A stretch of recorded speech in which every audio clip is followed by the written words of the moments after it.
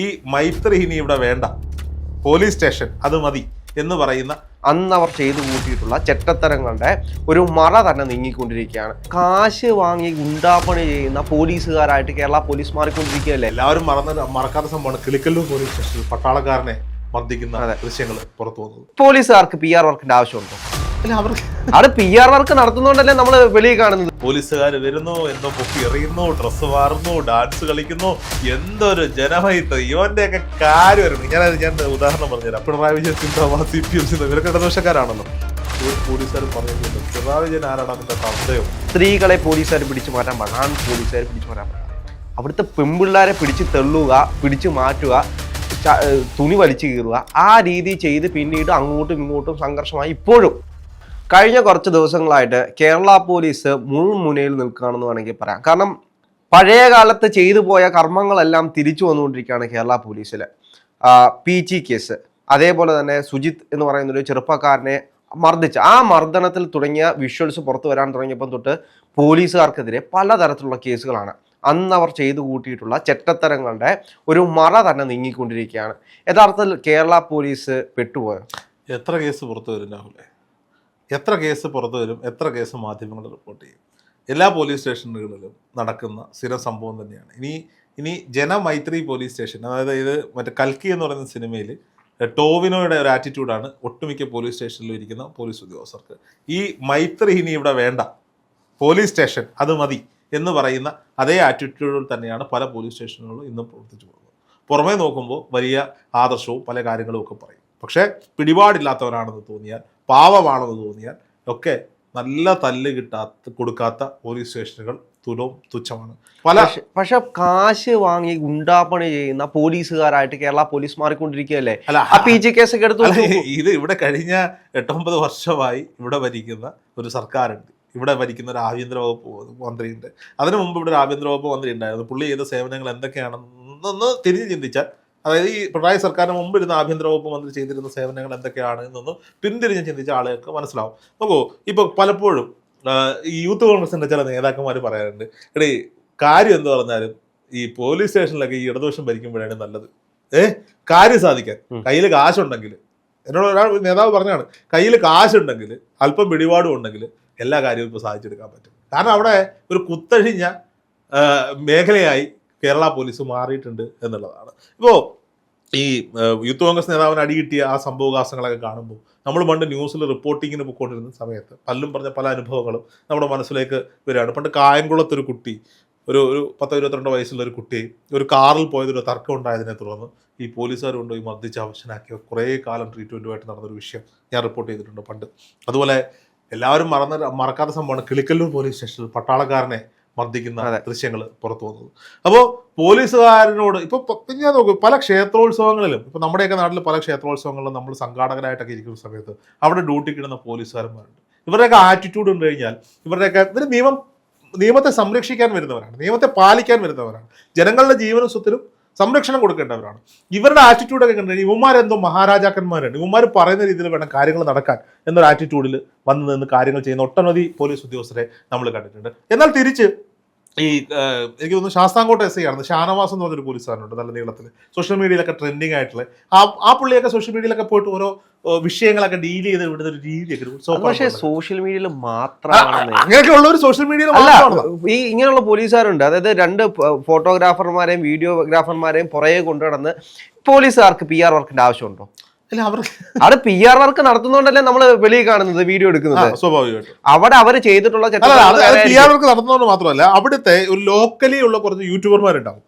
Locally ഇവർക്കൊരു സുഖമൊക്കെ കിട്ടാൻ വേണ്ടിയിട്ട് നാട്ടിലെ CI അല്ലേ കാണുമ്പോൾ പേരൊക്കെ ഒന്ന് വിളിക്കും. CI എന്തുകൊണ്ട് ഇപ്പോൾ ആരുടെ പേരെ വിളിക്കാം, എന്തുകൊണ്ട് രോഹിത് അല്ലെങ്കിൽ എന്തുകൊണ്ട് രാഹുൽ എന്നൊക്കെ ഒന്ന് വിളിക്കാൻ വേണ്ടി ഇവരെ സുഖിപ്പിക്കാൻ ഇവരെ കുറച്ച് 2 റീലൊക്കെ ഇട്ട് പ്രൊമോട്ട് ചെയ്യും. ഇത് കാണുമ്പോൾ തൊട്ടപ്പുറത്തുള്ള മറ്റൊരു ഇത് കൊള്ളാലോ സാധനം, അവരും പോയി ഇത് ചെയ്യും. അങ്ങനെ ഇവർ ചെയ്യുന്നത് വെച്ച് കഴിഞ്ഞാൽ വീഡിയോ എടുക്കുമ്പോഴത്തേക്ക് ആ മക്കളെ മോനെ എന്ന് പറഞ്ഞിട്ടായിരിക്കും, ആ വീഡിയോ കഴിഞ്ഞ് അപ്പുറത്തോട്ട് നമ്മളൊക്കെ ഇറങ്ങിപ്പോടാ മറ്റേ മോനെ എന്നായിരിക്കും.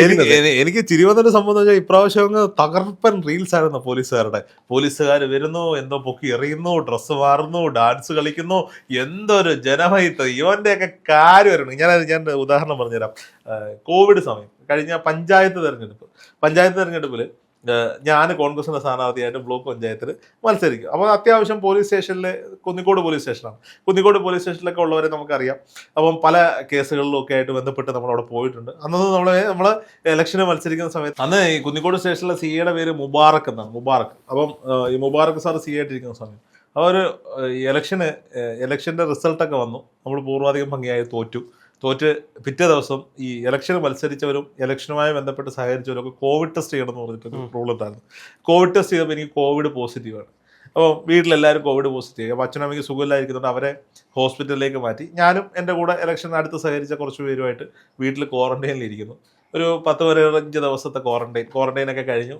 കോവിഡ് നെഗറ്റീവായി പുറത്തിറങ്ങി. അപ്പോൾ സ്വാഭാവികമായിട്ട് ആരോഗ്യ പ്രശ്നങ്ങളുണ്ട്. ഒന്നാമത് ഈ ഇലക്ഷനുമായി ബന്ധപ്പെട്ടുണ്ടായ ശാരീരിക ക്ഷീണം, അതിനുശേഷം കോവിഡ് വരുന്നു, ശ്വാസം മുട്ടൽ പ്രശ്നങ്ങളൊക്കെ ഉണ്ടായി. ഇതിനുശേഷം പിറ്റേന്ന് രാത്രിയിൽ ന്യൂ ഇയർ ആയി. അപ്പം എനിക്ക് തോന്നുന്നു നവംബറിലായിരുന്നു തെരഞ്ഞെടുപ്പ്, ശരിയാണോ എന്ന് എനിക്ക് ഓർമ്മയില്ല. ന്യൂ ഇയർ ആണെന്നാണ് ഞാൻ വിശ്വസിക്കുന്നത്, ക്രിസ്മസോ ന്യൂ ഇയർ എന്തോ ആണ്. അപ്പോൾ ന്യൂ ഇയർ ആയപ്പോൾ കുന്നിക്കോട് ഒരു രോഹിണി ബാർ എന്ന് പറഞ്ഞൊരു ബാറുണ്ട്. ഈ ബാറിൽ വെച്ച് എൻ്റെ വീടിൻ്റെ അടുത്തുള്ള കുറച്ച് കുട്ടികൾ, പയ്യന്മാർ, അവർ ഇടതുപക്ഷ പ്രവർത്തകരൊക്കെ, ഇവര് എന്തോ 1-2 പ്രശ്നം ഉണ്ടായി. എന്നിട്ട് ഇവിടെ ജംഗ്ഷനിൽ, എൻ്റെ വീടിൻ്റെ അവിടെ നിന്ന് ഒരു 200 മീറ്റർ അപ്പുറത്ത് മൂലവട്ടം എന്ന് പറഞ്ഞൊരു ജംഗ്ഷൻ ഉണ്ട്. അപ്പോൾ അതിലൊരു പട്ടാളക്കാരൻ പയ്യനൊക്കെ ഉണ്ട്. അപ്പം പട്ടാളക്കാർക്ക് സ്വാഭാവികമായിട്ട് പോലീസുകാരോട് ഒരു കുഞ്ഞെതിർപ്പ് അങ്ങോട്ടും ഇങ്ങോട്ടൊക്കെ ഉണ്ടാവും.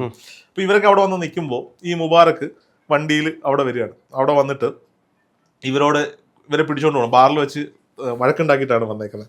അങ്ങനെ പക്ഷേ ഇവന്മാരെ സംഘടിതമായിട്ട് നിൽക്കുന്നത് ഇവർ 4-5 പോലീസുകാരേ ഉള്ളൂ. അങ്ങോട്ടും ഇങ്ങോട്ടും പ്രശ്നമായി.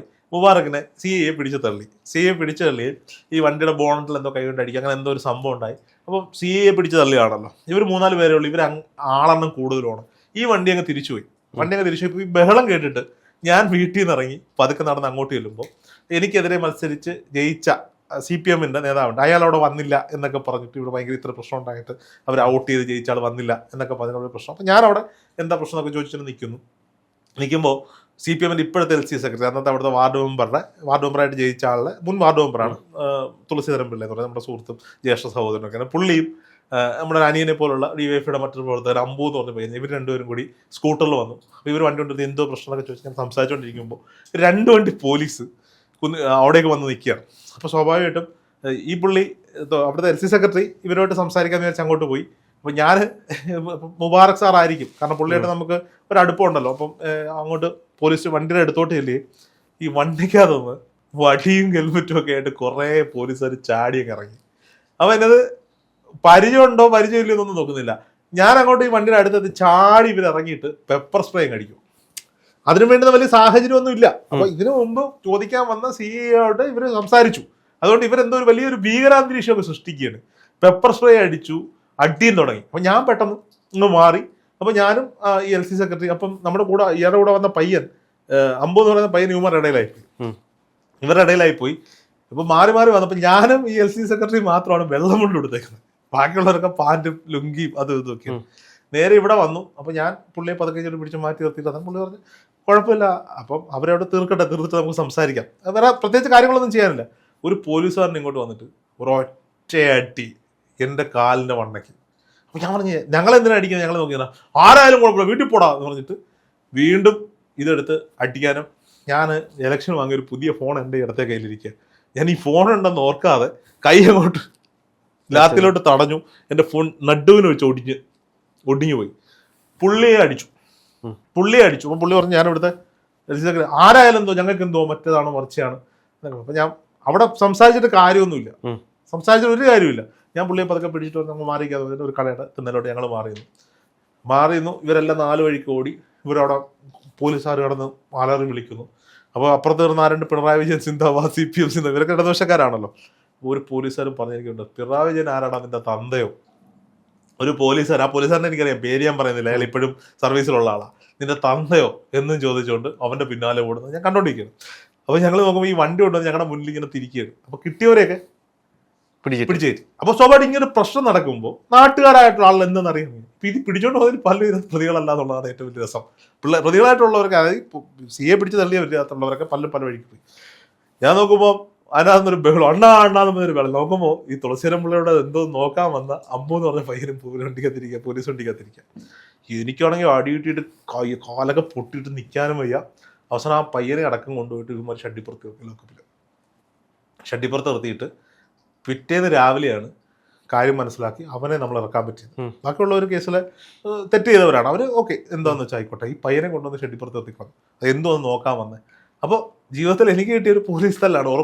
കാരണം നമുക്ക് നമ്മുടെ നാട്ടിൽ നമ്മൾ ഇലക്ഷന് മത്സരിച്ചാണ്, നമ്മൾ രാഷ്ട്രീയ പ്രവർത്തനം നടത്തുന്ന നാടാണ്. അവിടെ യുവമാർ വന്നിട്ട് കിരാതമായിട്ട് അങ്ങ് പെരുമാറുണ്ട്. പ്രത്യേകിച്ച് യുവമാരുടെ പരിപാടി എന്താ, യുവമാർക്ക് ആരെങ്കിലും ഒന്ന് അറ്റാക്ക് ചെയ്യണമെങ്കിൽ ഏതെങ്കിലും ഒരു പോലീസുകാരനെ ആക്രമിച്ചു എന്നൊരു പ്രതീതി അങ്ങ് ഉണ്ടാക്കുക. ഒരു പ്രതീതി ഉണ്ടാക്കിയിട്ടാണ് ഈ സൈസ് ഓപ്പറേഷൻസ് നടത്തുന്നത്. പിന്നെ ഈ ചിരിച്ചോണ്ട് കഴുത്തിറക്കുന്ന ചില പോലീസുകാരുണ്ടോ. അതുകൊണ്ടാണ് ഞാൻ നേരത്തെ പറഞ്ഞത് ഷാനവാസ് തന്നെ ഞാൻ കണ്ടിട്ടുള്ളതാണ്. അതായത് ആ ഒരു ശാസ്താംകോട്ട കോളേജിലെ മുഴുവൻ പിള്ളേരെയും എതിർക്കാക്കുന്ന രീതിയിൽ അദ്ദേഹം പെരുമാറിയെന്ന് വെച്ചാൽ അവിടെ പിള്ളേർ സമരം നടത്തുന്നു. സ്ത്രീകളെ പോലീസുകാർ പിടിച്ചു മാറ്റാൻ പാടില്ല, ആൺ പോലീസുകാർ പിടിച്ചു മാറ്റാൻ പാടില്ല. അവിടുത്തെ പെൺപിള്ളേരെ പിടിച്ച് തള്ളുക, പിടിച്ചു മാറ്റുക, തുണി വലിച്ചു കീറുക, ആ രീതി ചെയ്ത് പിന്നീട് അങ്ങോട്ടും ഇങ്ങോട്ടും സംഘർഷമായി ഇപ്പോഴും ആ സംഘർഷങ്ങൾ അവിടെ നിലനിൽക്കുന്നുണ്ട്. അത്തരത്തിലാണ് ഇവർ പെരുമാറുന്നത്. വീഡിയോയിൽ കാണുന്ന പോലീസുകാരല്ല. ഒരിക്കലും ഞാൻ വേറൊരു ഉദാഹരണം പറഞ്ഞത്, നമ്മുടെ ക്ഷേത്രത്തിൽ ഉത്സവവുമായി ബന്ധപ്പെട്ട് ഒരു തർക്കം ഉണ്ടാകും, അങ്ങോട്ടും ഇങ്ങോട്ടും തല്ലുണ്ടാവുന്നു, പരാതി. അപ്പോൾ ഞാൻ അന്ന് നാട്ടിലില്ല, എൻ്റെ വൈഫിന് സുഖമില്ല, ഹോസ്പിറ്റലിൽ, ഞാൻ അവളോട് ഹോസ്പിറ്റലാണ്. അപ്പോൾ ഞാൻ ഉത്സവമൊക്കെ കഴിഞ്ഞിട്ട് പിറ്റേ ദിവസം എന്നെ കുന്നിക്കോട് സ്റ്റേഷനിൽ നിന്ന് CI വിളിക്കുകയാണ്. CI വിളിച്ചിട്ട് ചോദിച്ചു എവിടെ ഉള്ളത്, ഞാൻ ഒന്ന് സ്റ്റേഷൻ. അപ്പം ഞാൻ അമ്പല കമ്മിറ്റിക്കാരനും കൂടിയാണ്. അപ്പം CI ആയിട്ട് നമ്മളെ വലിയ കാര്യത്തിൽ വിളിക്കുമ്പോൾ കാണാൻ പോകണമല്ലോ, ഞാൻ സ്വാഭാവികമായിട്ട് പോകും. അപ്പോൾ എൻ്റെ എന്തോ ഭാഗ്യത്തിന് ഞാൻ അവിടെയുള്ള ഒരു CPM, ഞങ്ങളുടെ നാട്ടിൽ ഈ ക്ഷേത്രവുമായി ബന്ധപ്പെട്ട് രാഷ്ട്രീയമൊന്നുമില്ല, CPM DYFI പ്രവർത്തിക്കുന്ന ഒരു പയ്യനെ വിളിച്ചോണ്ടാണ് പോകുന്നത്. ഞങ്ങൾ അവിടെ ചെന്ന് കുറേ നേരം കാര്യമൊക്കെ പറഞ്ഞിട്ട് പറഞ്ഞു ഈ കേസിലെ പ്രതികളുടെ വീടൊന്ന് കാണിച്ചു തരണം.